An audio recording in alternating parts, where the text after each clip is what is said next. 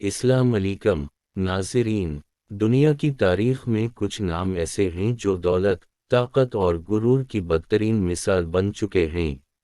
इन्हीं में से एक नाम है क़ारून, वो शख्स जिसके ख़जानों की कंजियां 40 ताकतवर आदमियों से अटटी थीं, मगर आज ना इसका सोना बाकी है ना इसका नाम इज्जत के साथ लिया जाता है।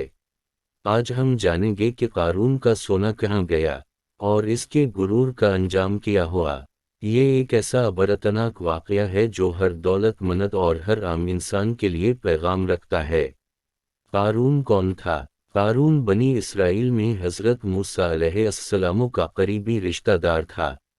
बाज़ रिवायात के मुताबिक वो हज़रत मूसा का चचाज़ाद भाई था। अबतदा में वो निहायत नेक, इल्म वाला और तौरात का आलम था। लोग इसके इल्म से फ़ायदा उठाते थे, मगर जब अल्लाह ने इसे बेहिसाब दौलत अता की तो वह आहिस्ता आहिस्ता तकब्बुर, गुरूर और दुनिया परस्ती में डूबता चला गया। क़ारून को इतनी दौलत कहाँ से मिली?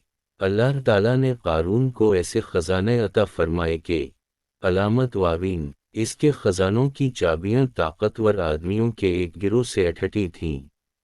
इसके पास सोने, चांदी, हीरे, जवाहरात, कीमती लिबास, कले, गुलाम और महल थे।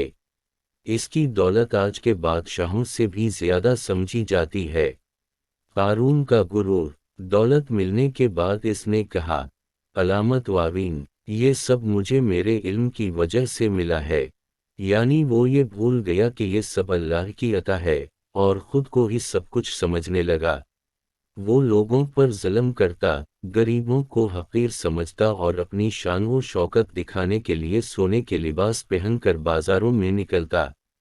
हज़रत मूसा की नसीहत। हज़रत मूसा अलैहिस्सलाम ने इसे समझाया, अल्लाह का शुक्र अदा करो, आखिरत को ना भूलो, गुरूर ना करो, गरीबों को दो, फसाद ना फैलाओ। मगर क़ारून ने इन सब नसीहतों को नज़रअंदाज कर दिया।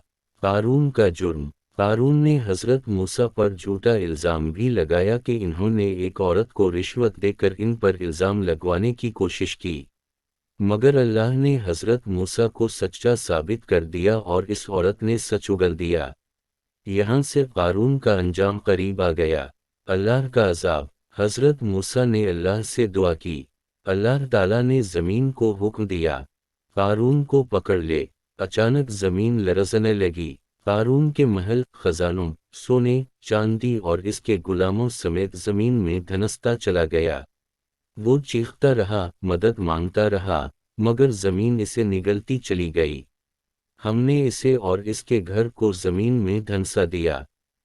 क़ारून का सोना कहाँ गया? यहाँ असल सवाल आता है, क़ारून का वो बेशुमार सोना कहाँ गया? जवाब ये है, वो सब ज़मीन के अंदर दफन हो गया। क़यामत तक किसी के काम ना आया, किसी इंसान को फ़ायदा ना दे सका, और क़ारून के लिए वही सोना अज़ाब बन गया। यानी जो दौलत वो फ़ख्र के लिए जुमा कर रहा था, वही इसकी कब्र बन गई। कौम का होश में आना। जो लोग कल तक कहते थे, काश हमें भी क़ारून जैसी दौलत मिल जाती, वही लोग कहने लगे, अल्लाह का शुक्र है कि हमें क़ारून जैसा नहीं बनाया। हमारी ज़िंदगी के लिए सबक।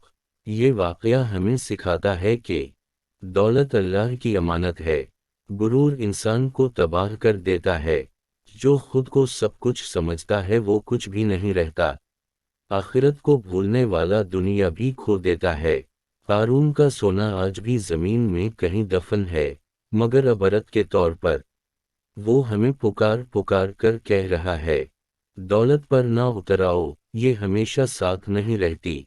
अगर आपको ये अबरतनाक वाक़या पसंद आया तो इसे दूसरों तक ज़रूर पहुँचाएं ताकि मज़ीद लोग भी इस अबरत से फ़ायदा उठा सकें। इस्लामिक फैक्ट्स 6313 के साथ जुड़े रहिए, जहां हर कहानी ईमान को ताज़ा करती है।